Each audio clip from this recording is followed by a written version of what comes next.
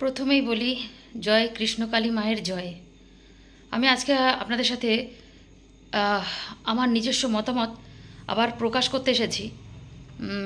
আমি দুদিন আগে একটা ভিডিও আপলোড করেছিলাম যেটার মধ্যে কৃষ্ণকালী মায়ের সম্বন্ধে কথা বলেছিলাম, একটা কৃষ্ণকালীর মায়ের সম্বন্ধে এবং একটা মঙ্গলা মায়ের সম্বন্ধে। তো প্রথমেই বলে রাখি, অনেক কিছু বলার আছে, সেসব ভিডিওটা দেখবেন প্লিজ, তারপরে কমেন্টটা করবেন। কারণ আমার সাথে যেটা ঘটেছে সেটা ঘটার ছিল না হয়তো, তো আমার চোখটা খুলে গেছে এবং আমি ভুল করেছি। আর প্রথমেই বলি, আমি যেহেতু এক হাতে ফোন, ভিডিওটা আমার মানসিকতা ছিল না, এক হাতে ফোনটা নিয়ে আমি আর এক দিয়ে ভিডিও করছি। আমি ক্ষমা চাইছি সবার কাছে, এবং সব থেকে বড় হচ্ছে ক্ষমা আমি তার কাছেই চাইছি যে কৃষ্ণকালী মা। সব থেকে বড় কথা, একটা কথা বলি, প্রথম থেকে ঈশ্বর কালী মায়ের ভীষণ ভক্ত ছিলাম। মানে কালী মাই আমার সমস্ত পথ থেকে উদ্ধার করেছে একটা টাইমে, সমস্ত আপদ বিপদ থেকে শুরু করে সমস্ত কিছু জীবনের প্রত্যেকটা পদক্ষেপে, প্রতি পদক্ষেপে উনি আমার সাথ দিয়েছেন। আপদ বিপদ সমস্ত ডেকে আমি সবসময় তার ফল পেয়েছি। কিছু কথা না বললে হয়তো আপনারা আমার কথা বুঝতে পারবেন না। তো যেটা আমি আজকে বলতে এসেছি যে কি করে বলবো বুঝতে পারছি না। তারপরে আস্তে আস্তে জানি না কেন বাবার ভক্ত হয়ে গেলাম, মা থেকে বাবাতে ট্রান্সফার হয়ে গেলাম। তো কখনো কখনো হয় না, বাবা মা দুজনের থেকে ভালোবাসা একটু এদিক ওদিক হয়। যেমন সন্তানের প্রতি যে যাই বলুক যে বাবা মায়ের সব সন্তানের প্রতি সমান ভালোবাসা থাকে, এটা যেমন সত্যি না। কোথাও না কোথাও থেকে এক দিকে একটু টানটা একটু বেশি থাকে। যেরকম 5টা আঙুলের সব ছোট বড়, একটা এক এক রকম ডিজাইন, ঠিক মানে ছোট বড় আর কি বলতে চাইছি। ঠিক ভালোবাসাটাও তাই আমার মনে হয় কোথাও না কোথাও থেকে আমরা সবাই অধিকাংশ মাকে বেশি ভালোবাসি। মনে হয় এটা আমরা ফিল করি যে মায়ের সাথে সব কিছুই শেয়ার করা যায়, বাবার কাছে হয়তো সব কিছু শেয়ার করা যায়, কিন্তু সবসময় হয়ে ওঠে না। সে যাই হোক, এত কথা না, জানি না কবে মনের দিক থেকে বাবাকে ভালোবেসে ফেললাম। এবং আপনারা হয়তো নোটিস করেছেন আমার ঘরে বাবা মা দুজনেরই সব কিছুই আছে, এবং আমার একটা মূর্তি আছে যেটাতে আমি আমার বাবা ভোলে বাবার, তো ওনাকে আমি রেখেছি ঘরে। তো এত কথা আমি এই কারণেই বলছি যে বা যারা কৃষ্ণকলী মাকে নিয়ে কথাগুলো বলছো, আমার মনে হয় আর বলো না। কারণ একটা কথা বলবো, যে প্রথমেই বলি যে ভিডিওটা যখন আমি কৃষ্ণকালী মাকে নিয়ে বলেছিলাম যে পজিটিভ দিকটা, যে মা আছেন এবং হিন্দু ধর্মের যে সমস্ত ব্যাপার আর কি, হিন্দু ধর্মের যারা নষ্ট করার চেষ্টা করছে সেগুলো প্রতিরোধ করা উচিত। মা আছেন এবং মা ছিলেন আগাগোড়াই এইসব নিয়ে। তারপরে মঙ্গলা মাকে নিয়ে কথা বললাম, যেটার থেকে আমি মানে ভেবেছিলাম যে এই যে জিনিসটা, যে উনি নাকি কোনো চিট ফান্ডের সাথে যুক্ত ছিলেন, এটা সেটা ব্লা ব্লা ব্লা, খারাপ দিকটা শুনেছিলাম। এখন বলতে আসা যে তারপরে না হঠাৎ ওই দুটো ভিডিও করার পরে, আপনারা মানবেন কিনা জানি না, আমি একদম সুস্থই ছিলাম একদম। হঠাৎ আমার এমনভাবে জ্বর এলো, শারীরিকভাবে আমি পুরো বিছানা নিয়ে নিলাম একটা দিনের জন্যে।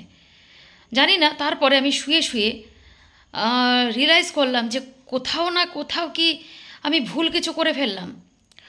তো ভিডিওটা একটু বড় হবে, প্লিজ একটু সঙ্গে থাকুন, না হলে হয়তো এই ভুলটা আপনিও করতে পারেন। তারপর আমি বিছানায় শুয়ে শুয়ে ভাবলাম যে তাহলে কি আমি সবসময় না কোনো কিছু ভুল হলে আমার তরফ থেকে, বা আমি কোনো কিছু কারোর সাথে ঝগড়াতে আটকে গেলে আমি রিয়েলাইজ করি এবং সেটা নিয়ে একটু সময় দিয়ে ভাবি যে ভুলটা আমি ছিলাম না সে ছিল। আমি সবসময় যখন দেখি আমি ঠিক, তখন আমি আমার জায়গাতে অনড় থাকি। কিন্তু ভুল যদি আমি দেখি না আমি ভুল না, তাহলে আমি তখন আমার জায়গায় আমি অনড় থাকি, সে আমার কাছে একদিন না একদিন ফিরে হয়ে আসছে আমার সাথে।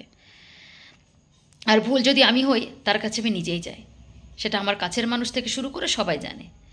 তো যাই হোক, হঠাৎ এমনভাবে সেই শুয়ে শুয়ে শুধু যেন মনটা মানছে না, খালি একটাই প্রশ্ন যে আমি কি ভুল ভিডিওটা করে প্রোটেস্ট করে ভুল করলাম? কৃষ্ণকালী মা আছেন, আমি এটা বলছি, অস্বীকার করছি না, কিন্তু কোথাও না কোথাও থেকে মঙ্গলা মাকে অস্বীকার করলাম। যেখান থেকে দাঁড়িয়ে আমার কোথাও মনে হয়েছিল মঙ্গলা মা তো বামা খ্যাপারও এক অংশ হতে পারে মেবি, হ্যাঁ না? মন তো দুটো কাজ করে, একটা সু একটা কু। তো আমি সেই দিক থেকে কথা বলেছিলাম, তো সবাইকে বলেছিলাম বামা খ্যাপাও তো পাগলামো করতেন, ওনাকে তো আমরা ঈশ্বররূপী দেখি, তাহলে কেন মঙ্গলা মা নয়?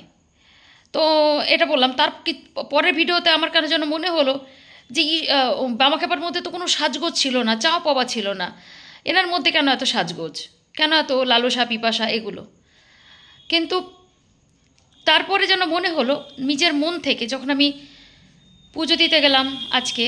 তো আমার যেন কোথাও না কোথাও থেকে বারবার আমার কালিমা বারবার বলার চেষ্টা করছে যে জানেন, আমরা অনেক সময় আমরা অনেক স্বপ্ন দেখি। হ্যাঁ, আমরা হয়তো সেগুলো বলি না, কারণ আমার মা বলেছেন যখন ঈশ্বর স্বপ্ন দেখেন সেগুলো কারোর সাথে শেয়ার করতে নেই, পুজো দিতে হয়। যে যেটা যখন চাইছে তখন সেটা পুজো, তোমাকে দেখা দিয়েছে মানে তোমার কাছে পুজো চাইছে, তুমি পুজো দেবে, আর কাউকে শেয়ার করবে না।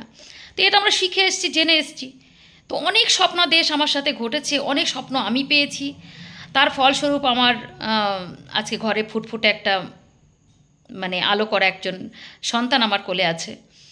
তো সব থেকে বড় কথা হচ্ছে আমি আপনাদের বলতে চাই যে হঠাৎ যেন কালিমা আমাকে বলছে, যদি তুই মঙ্গলামাকে তুই বামাখ্যাপার সাথে তুলনা করলি, তাহলে কেন তাকে চিট ফান্ডের সাথে কথাটা কেন বললি?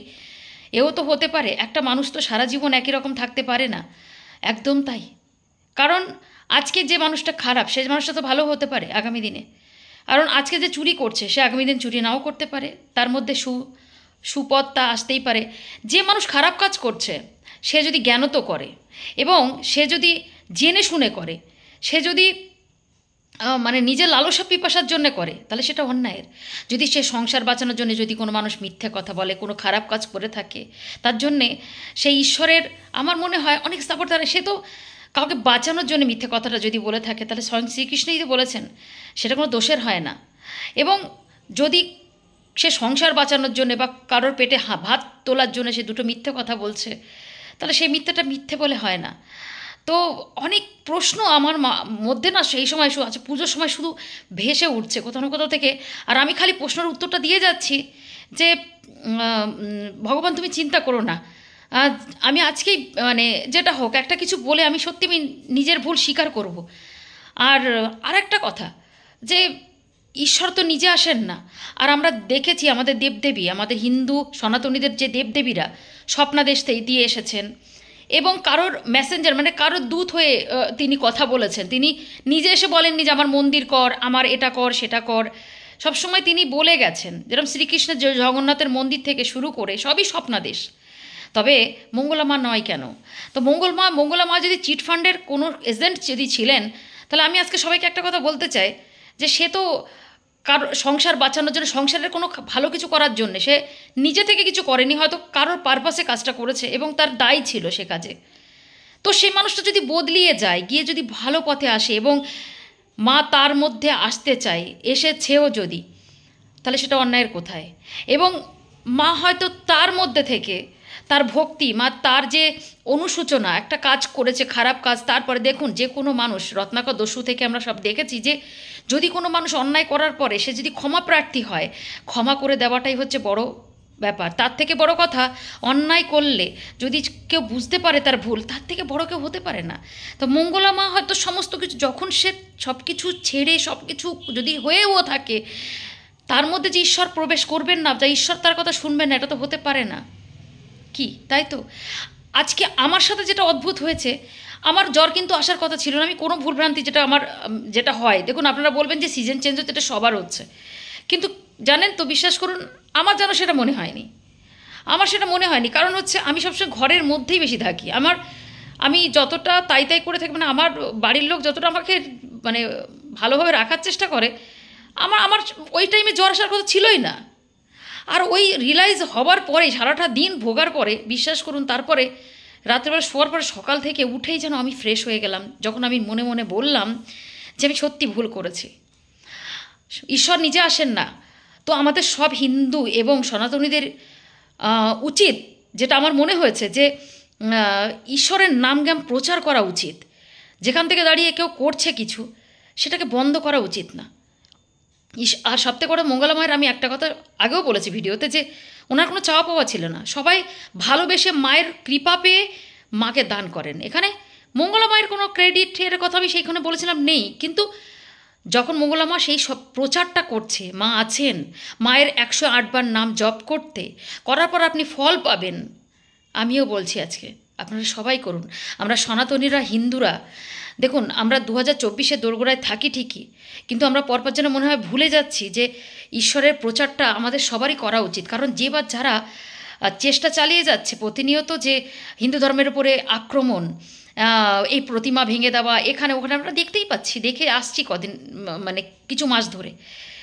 তো এটাও তো একটা কোনো রকমের যে বা যারা করেছে মন্দিরের উদ্ঘাটনটা, সেটা সত্যি কথা বলতে কোনো একদম পার্সোনাল একটা শত্রুতার বশে করেছে। এটা আমি আজও বললাম। কিন্তু তাই বলে আমরা ভুলে যাচ্ছি যে আমরা সনাতনী এবং হিন্দু, এবং আমাদের উচিত যে হিন্দু ধর্মের প্রচার এবং সনাতন ধর্মের প্রচার করা, মায়ের প্রচার করা, বাবা সবারই প্রচার করা, ঠাকুরের প্রচার করা। তো এটাকে আমি আর সত্যি অস্বীকার করার আমাদের জায়গা নেই। আর আরেকটা কথা আমি বলতে চাই, কিছুদিন আগে একটা ভিডিও দেখলাম যেখান থেকে দাঁড়িয়ে যে বা যারা মঙ্গলা মায়ের মন্দিরটা উচ্ছেদ করেছে, তারা সেই প্লটে কাউকে ভিডিও করতে যেতে দিচ্ছে না। এবং তারা যেভাবে যারা আক্রমণ করছে, সেই ভিডিও যারা করতে যাচ্ছে, তাতে স্পষ্ট বোঝা যায় একটা টেন্ডেন্সি, মানে খারাপ কিছুর, মানে একটা মঙ্গলা মায়ের ওপরে একটা হয় না যে প্রত্যেক মানুষের পেছনে ভালো যাদের হবে তাদের পেছনে কাঠি মারবেই। দেখুন, যে মানুষ ফেমাস হবে তার পেছনে গন্ধ মানুষ খুঁজবে, তাকে ক্ষতি করার চেষ্টা করবেই। আর সবথেকে করে তো আমরা হিন্দু এবং সনাতনী, আমাদের উচিত সবার যে বা যারা এগুলো করছে তাদের প্রতিরোধ করা।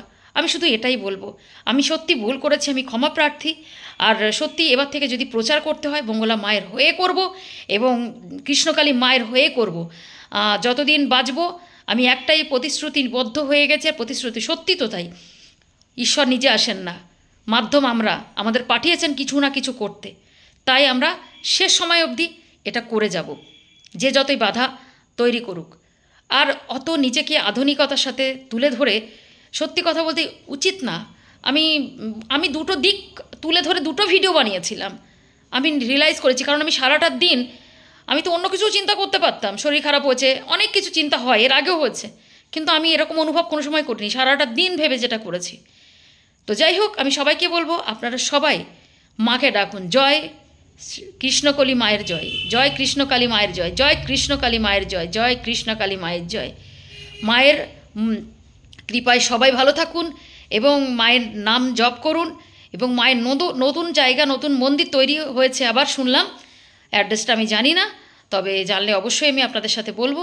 এবং যদি আমি সত্যি আমার কিছু ইচ্ছা আমি প্রকাশ করেছি মায়ের কাছে, আমি বললাম যে সত্যি কথা বলতে আমার ইচ্ছা, আমি যাব সেখানে, আমি যাব, সত্যি যাব।